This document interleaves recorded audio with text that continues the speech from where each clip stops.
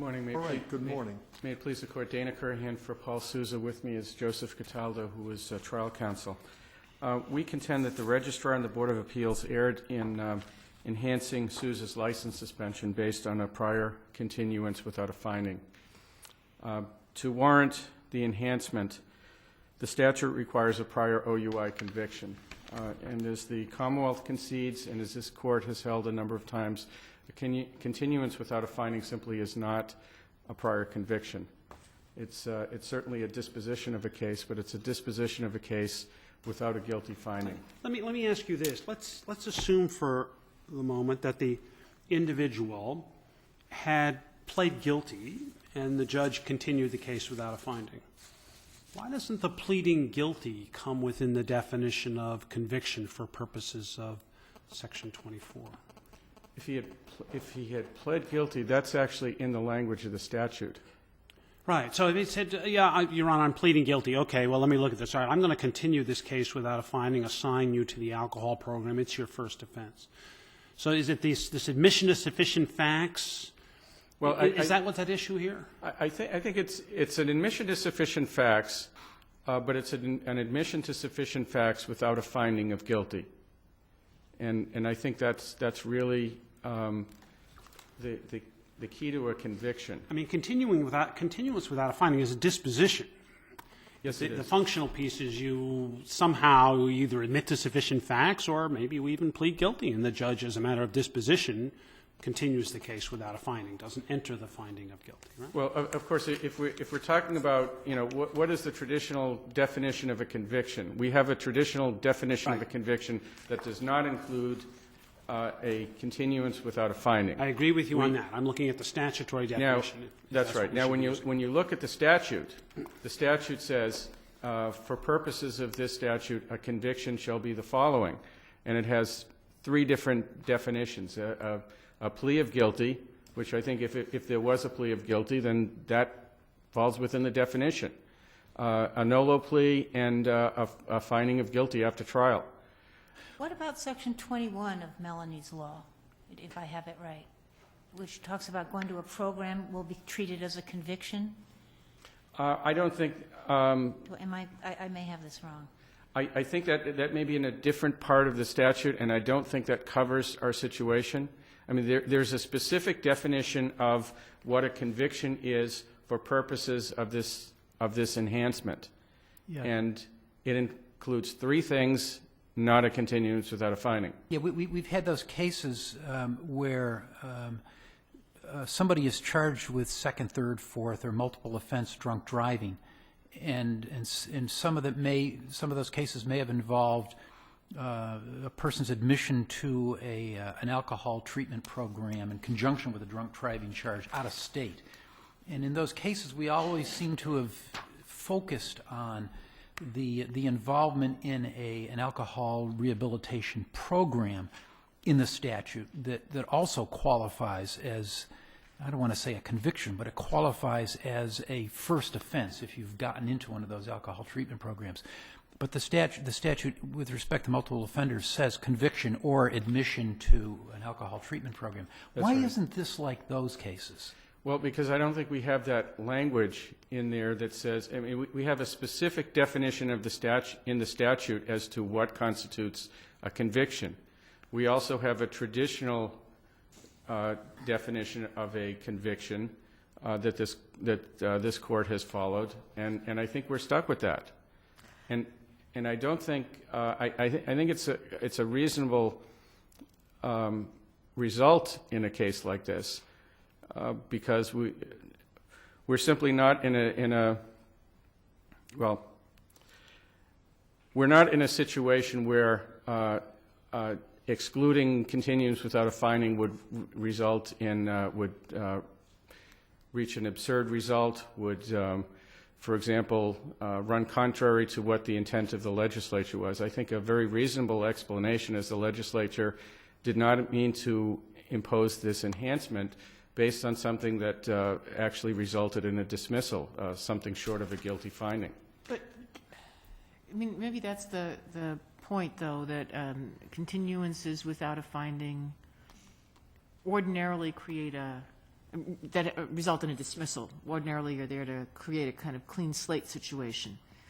But aren't there situations where continuances without a finding that end in a dismissal still have consequences? That's absolutely true. Like in connection with the SORB, or even for a lawyer, for example, who has bar discipline, you could count a continuance without a finding that ended in dismissal in conjunction with penalty. I mean, it's not that a continuance without a finding that results in dismissal always and everywhere has a clean slate for the person. Sort of, it's context dependent. That's true. And if that's true, then why wouldn't the registrar's construction here, where, you know, if you've got somebody who's not taking a breathalyzer after having gotten a quaff dismissal, this statistically the risks are about the same for the rest of the public, and so there's no reason that it shouldn't have those kinds of consequences here.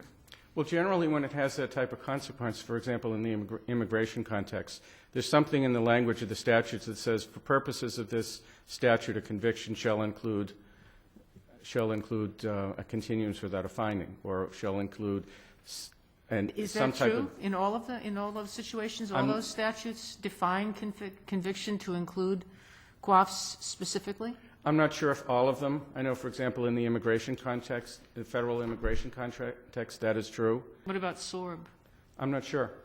Yeah. But what we do have in this situation is a statute with language that says must be it can be enhanced upon a conviction. There is a general common law definition of conviction, and there are many cases from this court, and as the Commonwealth concedes, a conviction does not include a continuance without a finding. Now, there's additional language saying, here's what is a conviction. And it defines 3 situations, none of which are our situation here. Under the driving law, is it not the case, if you get a continuance without a finding on your first offense, you can't do that your second offense, right? It's treated as a second offense, isn't it? I believe that's correct. So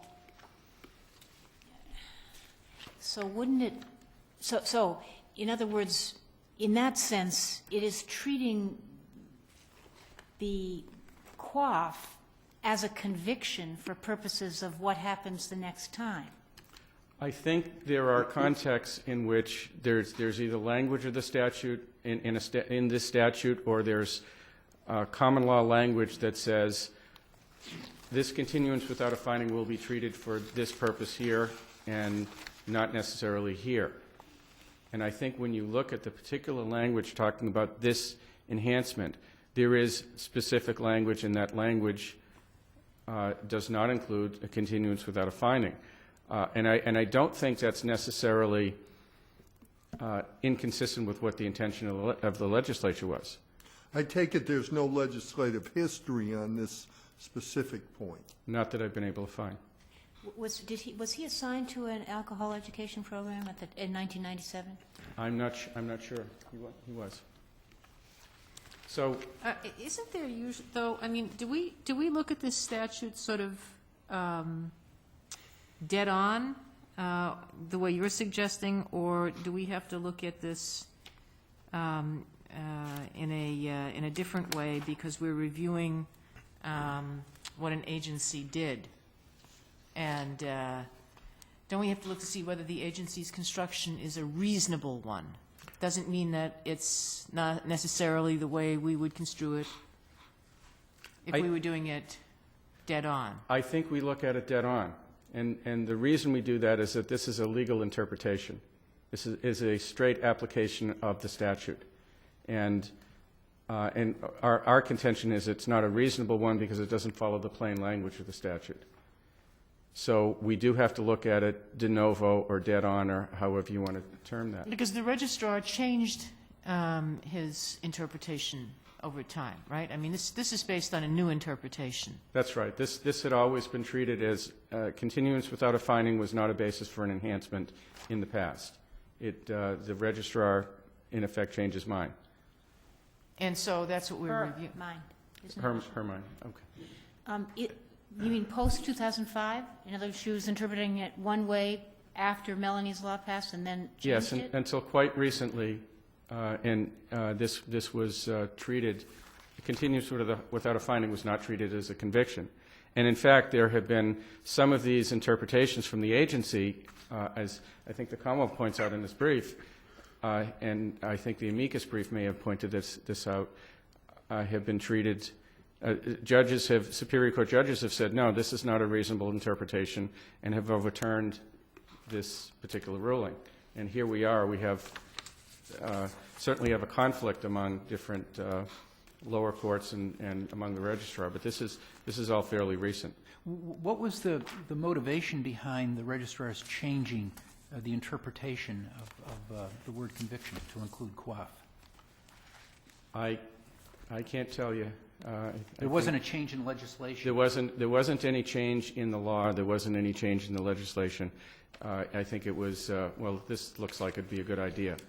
I'm sorry, and you can't tell us because there is no written decision which explains the change?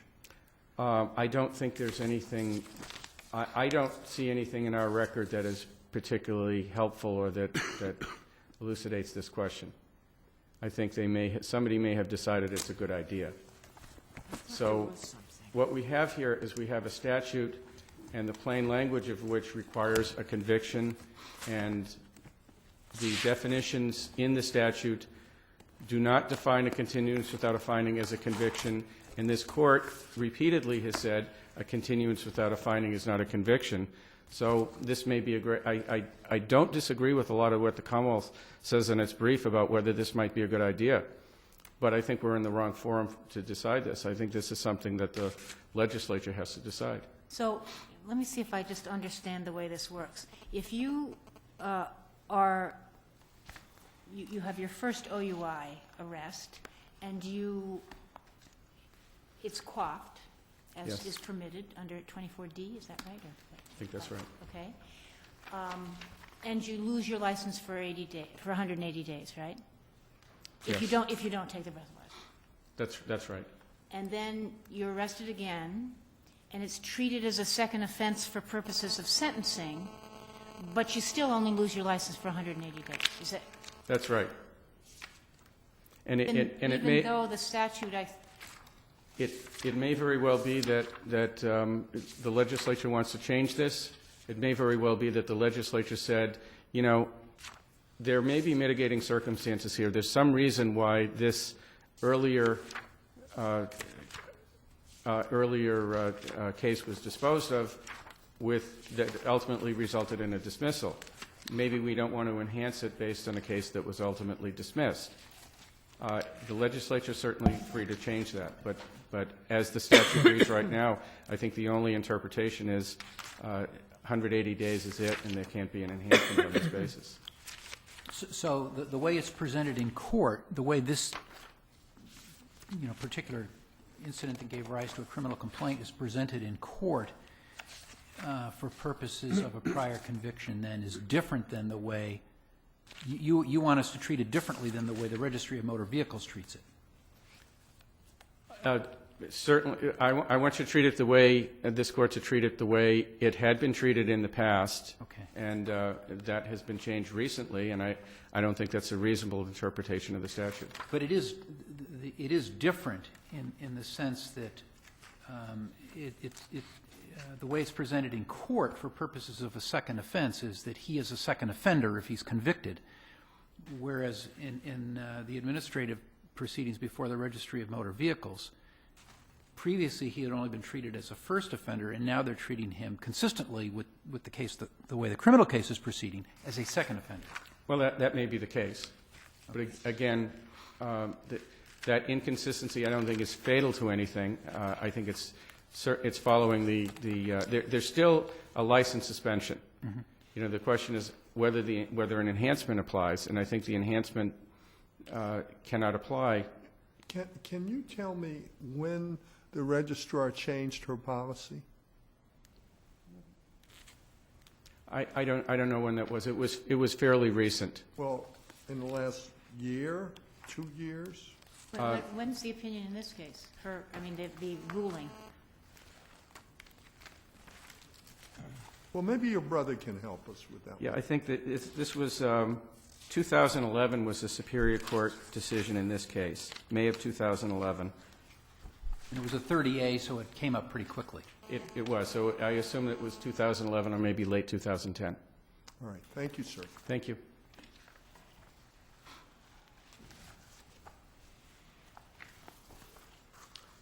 Good morning, Your Honors. May it please the Court, David Marks, Assistant Attorney General for the Board of Motor Vehicle Liability, Board of Appeal on Motor Vehicle Liability Policies and Bonds, and the Registry of Motor Vehicles. Let me try to clarify this discussion about a change in interpretation.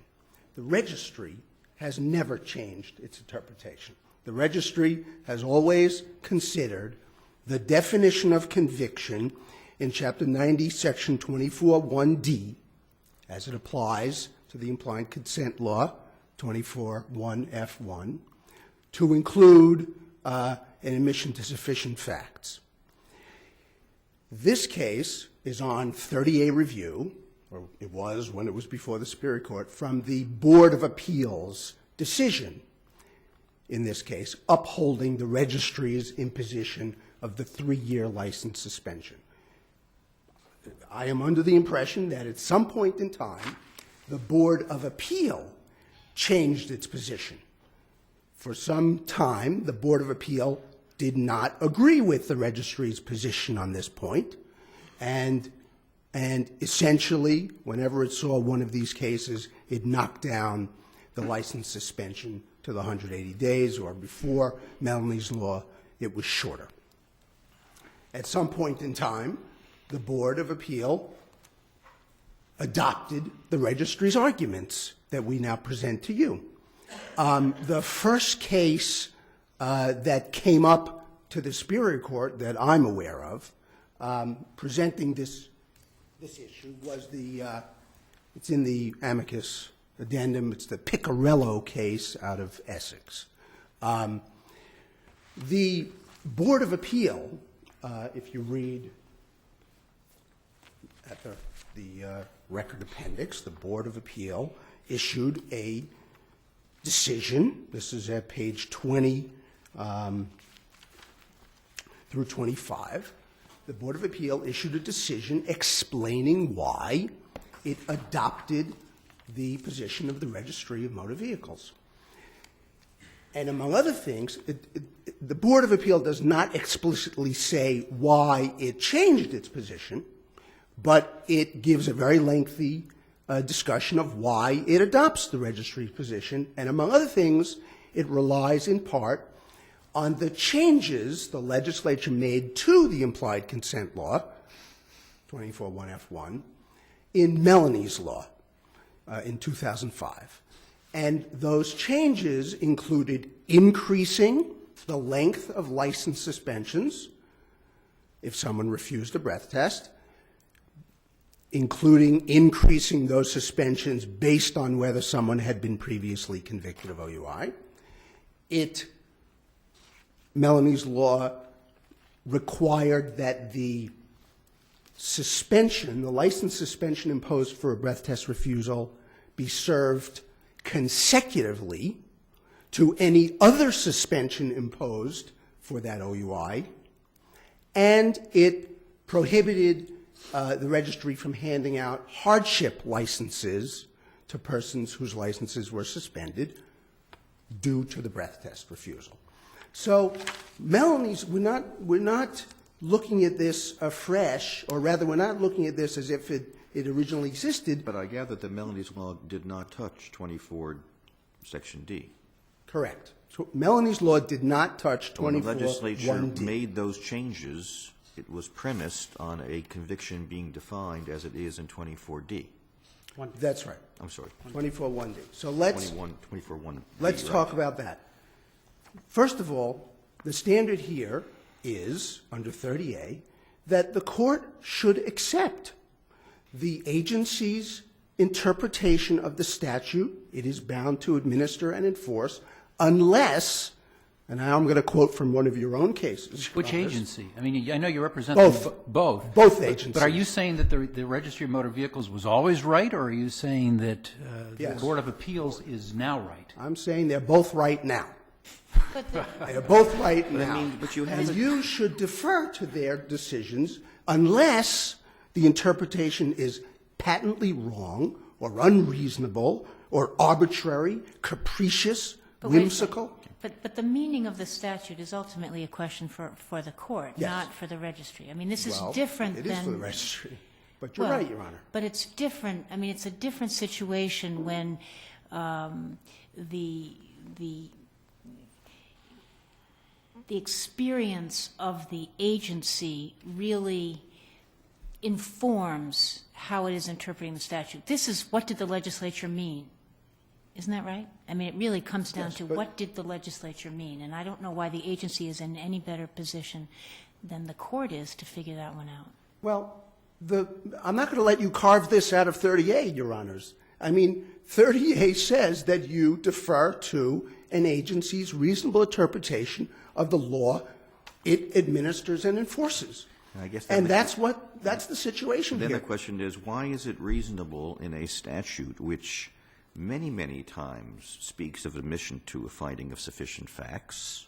It's not as if the legislature was not aware of that, and where I think it's fair to say that the majority of cases are being disposed of through a quaff, to make no reference when they're defining the meaning of conviction to admission to sufficient facts or a quaff. I mean, it's an enormous gap in the definition, which you say we should fill in by saying, oh, they mentioned it earlier, they mentioned it throughout the statute, and yeah, it's the majority of dispositions with regard to a finding, but it was implicit in something here. It's implicit in what, a plea of guilty? Yes, yes. Let's be clear, first of all, about what It wasn't a plea of guilty, right? I'm sorry? There wasn't a plea No, of guilty. in this case, there was not a plea of guilty. There was an admission to sufficient facts. Let's be clear, first of all, what we argue and what we don't argue. The argument simply is that an admission to sufficient facts is included in the words plea of guilty, or subdivision 24(1)(d) says a person is deemed to be convicted if he pleaded guilty or nolo contendere. We do not argue that a continuance without a finding alone is included in the language of defining conviction in 24(1)(d), number one. We do not argue that a program assignment is included in this language. We simply argue that a plea of guilty or nolo contendere includes an admission to sufficient facts. Why is that reasonable? First of all, this court has said it in the Luck case, L-U-K. That's 421 Mass. I'm sorry. I think it's It's 421. 428. Wait a second. I'll get that. That's at 421 Mass at 418 in Note 6. So first of all, this court has essentially said, for purposes of 24(1)(d), a plea of guilty includes an admission to sufficient facts. But it's less than clear. So we can go further. Another reason, there are several, that the board and the registry's interpretation of this language this way is reasonable, is because this court, again, over and over and over, has said an admission to sufficient facts is the functional equivalent of a guilty plea. As recently as the case of Commonwealth versus Furr, 454 Mass 101. That's always said in the context of procedurally what a judge must do at an admission to sufficient facts hearing, because if the person violates their probation, that becomes a conviction. So when you say a judge must treat it as if it's the functional equivalent of a guilty plea, it's because it will result in a conviction without if the defendant doesn't satisfy his or her conditions of probation. Yes, that is one reason this Court has said that. That flows from the Duquette case. But that's not the only context within which this Court has said that. Another relevant place in which this Court has done just that is in the Mahadio and Villalobos cases we cite. And those are cases interpreting the language guilty plea or nolo contendere in the Alien Warning Statute, 278-29D. And in those cases, this Court said the words guilty plea or nolo contendere in Chapter 278-29D include an admission to sufficient facts. Chapter 278, Section 18 says admission to sufficient facts shall be treated like a guilty plea. But that's because immigration will treat it as a guilty plea, and therefore the alien warning is necessary in order to provide fair warning. That's one of the reasons in those cases. Yes, Your Honor. Also, but that's not the only reason. It's also related to the consequences of it. Also, the rules of criminal procedure in various places equate these things. Keep in mind that we're not talking about the regular definition of conviction in the general laws. Here, the legislature specifically defined conviction in a broader way. It used language to show it was defining it more broadly than normal by saying a person convicted, a person shall be deemed to have been convicted if these things. It defined these things in the alternative, if he pleaded guilty or nolo contendere, or was found or adjudged guilty. And as Your Honor's pointed out. Couldn't they have just included the precise words continuance without a finding or admission is sufficient facts? Yes, they certainly could have. And they didn't. They certainly could have, and they didn't. And they know how to do it. They do. But they are also presumed to know the state of the law when they write legislation. And the state of the law is that everywhere you look, an admission is treated like a plea of guilty. So you cannot say that the board's interpretation of this language to do that in light of the things this Court and other legal sources say is unreasonable. Except that here, they are creating, in a sense, out of whole cloth.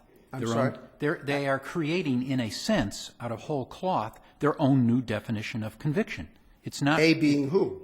The legislature. Yes. They're not relying on anything that we may have done in the past. Well, they're not, but they're not ignoring the state of the law. They're specifically defining the term for these purposes. And they're clearly expanding the definition of the term for these purposes, but that doesn't mean they're ignoring the rest of the law. What do you, well, maybe it makes no difference because nothing was changed in Section 24D1, but what do you make of this section of Melanie's law that talks about any assignment to an alcohol education, treatment, or rehabilitation program prior to the effective date of this act shall be considered a conviction for purposes of this act? What do you make of that? I think, I don't want to make too much of it, Your Honor. I think it is consistent with our argument, but I'm not sure it specifically applies. It simply says we're going to treat those things the same way that they existed before. We'll treat them the same way now. They don't, by their own terms, solve the problem here, I don't think. Except that. And I don't argue that an assignment equals a conviction, because the language doesn't say that. Yeah. Yeah, you can be convicted, I think. You can be found, you can go to trial, be found guilty, and instead of being sent to jail, a judge still has the option, I think, of sending you to an alcohol rehabilitation program. Just for the first offense. Well, it may be as a condition of probation, Yeah. and there would be a guilty finding Yeah. after trial, absolutely. But more importantly, what you could have, and this is why I resist some of the plaintiffs and the amicus implications that the upshot of the argument that an admission is included in the terms of guilty plea, and that therefore looks exactly like those other sections of the statute that say we're imposing a subsequent offense for a program assignment, okay? I'm not saying that program assignment is a conviction under 24(1)D, because the legislature clearly thought of those two things as different. But often, a program assignment could be the result of an admission to sufficient facts. It could be the result of a guilty plea that results in not a finding of guilt, but a continuance without a finding. It could be related to probation, and that's what 24(D) says, probation without any plea, any change of plea. It could be pretrial probation. But let's focus very briefly, because I see... Mr. Marks, your time is, I want you to finish your thought, but your time has expired. I'll try to finish it this way, because there was some conversation about why it makes sense to treat people as subsequent offenders for purposes of criminal sentencing, even though they've had a prior program assignment.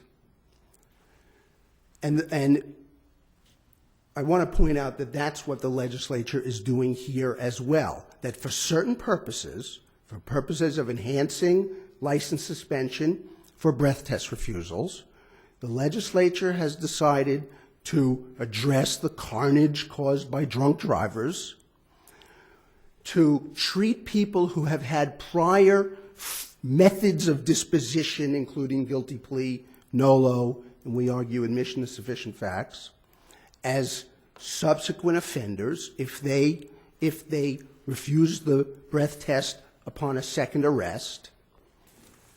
And that is why what the board was doing was reasonable here. They read it in terms of the intent of the legislature, the words of the statute, and all the language of this court in all these cases equating admissions to guilty pleas.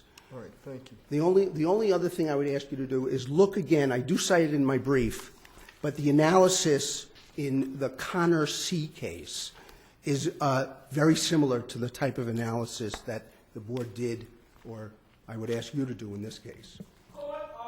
Thank you.